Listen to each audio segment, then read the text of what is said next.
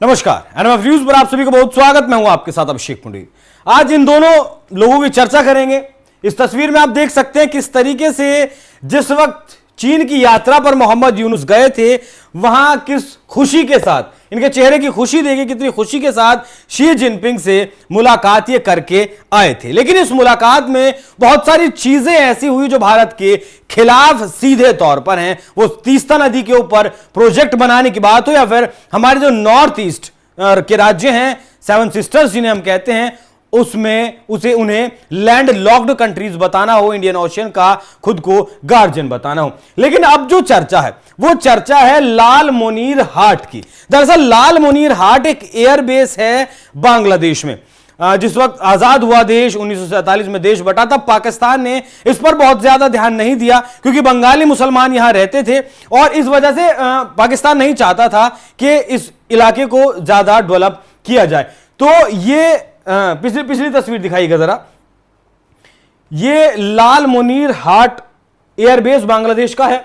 1931 में दूसरे विश्व युद्ध के दौरान इसे बनाया गया था। हालांकि ऑपरेशनल इसे नहीं किया गया था आजादी के बाद भी। हालांकि बांग्लादेश के साथ, बांग्लादेश की सरकार के साथ भारत का यह टाई अप था या कहें कि बातचीत थी कि आप इसे ऑपरेशनल नहीं करेंगे। इसी वजह से इस लाल मोनीर हाट एयरबेस को कमांड सेंटर बना दिया गया, फिर कहेंगे एक ट्रेनिंग सेंटर बना दिया गया जिसमें यहां इनके एयरफोर्स के जो जवान हैं, जो पायलट्स हैं, वो ट्रेनिंग लेते हैं। अब ये इतना जरूरी क्यों हो जाता है? तो 1931 में बना हुआ 10 किलोमीटर लंबा इसमें जो हवाई पट्टी है वो 10 किलोमीटर लंबी है। लेकिन ये जरूरी इसलिए है, ये हमारी ये हिंदुस्तान की सीमा जो लगती है, ये उसके बाद ये हिंदुस्तान की यहां सीमा लगती है और इससे ये जो दूरी है ये महज 12 से 14 किलोमीटर की है। मतलब भारत की सीमा के बहुत नजदीक है। और अगर आप ऊपर जाएं तो ये हमारा सिलीगुड़ी कॉरिडोर है। इसकी और इसकी जो दूरी है वो मात्र 135 किलोमीटर दूर है। इसी वजह से कहा गया था कि इसे आप ऑपरेशनल नहीं करेंगे, इसे आप ऑपरेट नहीं करेंगे। लेकिन जैसे ही मोहम्मद यूनुस चाइना जाते हैं, शी जिनपिंग से मुलाकात करते हैं, उसके बाद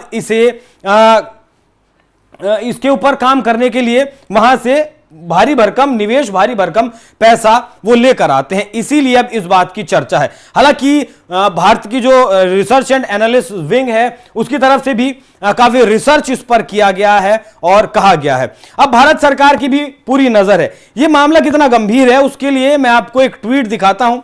ब्रह्मचेलानी ने यह ट्वीट किया है। बहुत बड़े भू राजनीतिक वो माने जाते हैं। दिखाइएगा जरा।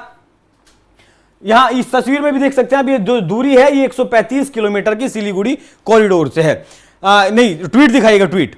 इसकी गंभीरता को समझिए। लगभग $1 बिलियन की तीस्ता नदी परियोजना को भारत से चीन ले जाने की मांग के बाद बांग्लादेश कथित तौर पर चीनी सहायता से लाल मोनीर हाट में पुराने ब्रिटिश युग के एयरबेस को पुनर्जीवित करने की योजना बना रहा है। भारतीय सीमा के पास स्थित दोनों परियोजनाएं भारत की सुरक्षा के लिए महत्वपूर्ण निहितार्थ रखती हैं। एक सक्रिय लाल मोनीर हाट एयरबेस चीन की हवाई निगरानी और भारतीय सैन्य प्रतिष्ठानों और सैन्य आंदोलनों और महत्वपूर्ण बुनियादी ढांचों पर हवाई निगरानी और टोही करने की क्षमता को बहुत बड़ा झटका है। अब देखिए लाल मोनीर मैप दिखाइएगा जरा एक बार। लाल मोनीर हाट पर अगर चाइनीज आर्मी एक्टिव होती है, वहां चाइनीज आर्मी एक्टिव होने की वजह से, मतलब एक्टिव तो वो हो चुकी है, वहां अपना ड्रोन्स इस जगह पर अपने वो ड्रोन्स लेकर आ चुकी है। रडार सिस्टम चाइनीज आर्मी ने यहां अपना लगा दिया है। और अगर कम से कम दूरी का भी मैं आपको बताऊं, चाइना के पास जो विदेशी, मतलब रशिया का S-300 है, अगर उसे भी इस बेस पर आकर लगाती है तो इसकी जो दूरी होगी, मतलब उस रडार सिस्टम की 300 किलोमीटर की दूरी होगी। मतलब 300 किलोमीटर तक वो चीजों को ट्रैक कर पाएगा। अब यहां पर भारत का भी एक एयरबेस है। भारत की एयरबेस पे वो खास इसलिए क्योंकि यहां रफेल का स्क्वाड्रन हमारा खड़ा हुआ है। अगर यहां जो हमारा एयरबेस है उससे रफेल अगर उड़ता भी है, नॉर्मली भी उड़ता है, तो चाइना का रडार उसे पकड़ लेगा। चाइना का उसे रडार पकड़ लेगा। अब अगर पाकिस्तान के साथ हमारा कुछ कॉन्फ्लिक्ट चल रहा है तो वो सीधे जानकारी, मतलब कुछ ही सेकंडों में पाकिस्तान को उस बात की जानकारी दे देगा कि उस एयरबेस से रफेल उड़ा है। हालांकि इसके जवाब में हमने यहां ब्रह्मोस भी तैनात कर दिया। क्या क्या कुछ तैनात किया वो भी मैं आपको बताऊंगा। इसीलिए भारत नहीं चाहता कि यह ऑपरेशनल हो क्योंकि यह दूरी महज 135 किलोमीटर की है और यहां पर मेघालय का जो बॉर्डर लगता है वो महज 12 से 14 किलोमीटर रह जाता है। अच्छा, यहां से इस पूरे क्षेत्र पर यह नजर रख सकता है और बांग्लादेश के साथ साथ चीन की भी इस पूरे इलाके पर नजर है। हमारे जो दूसरा मैप दिखाइएगा, हमारी जो 7 सिस्टर्स हैं जो नॉर्थ ईस्ट के राज्य हैं उन सभी पर इसकी नजर है। देखिए जो पूरा इलाका है ना, नेपाल भूटान वाला और ये वाला जो इलाका भारत का पूरा है, यहां इसे चाइना 5 फिंगर्स मानता है। मतलब नेपाल हुआ, भूटान हुआ या फिर हमारे जो राज्य हुए, मतलब चीन का ऐसा कहना है कि ये उसी का हिस्सा हुआ करता था, लेकिन बंटवारा जब हुआ या जो भी कुछ हुआ तब ये हिस्सा उससे छीन लिया गया, ऐसा बांग्लादेश का कहना है। तो लाल मुनीर हाट जो एयरबेस का एक्टिव होना हमारे लिए खतरे की बात है। अब मैं आपको दिखाता हूं, ग्राफिक्स दिखाइएगा जरा कि हम कितने तैयार हैं। भारत का जवाब क्या है?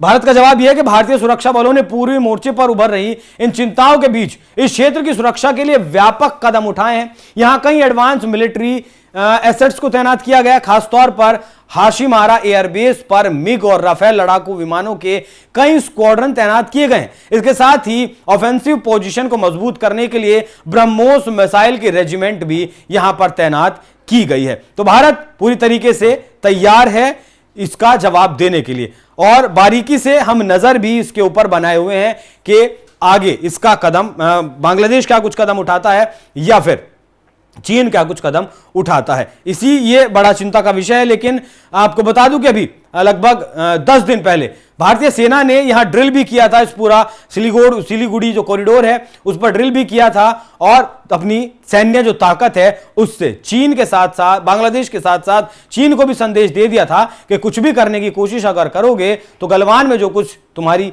फौज के साथ किया था वहां भी चढ़ने की कोशिश की थी, गलवान में भी 2020 में।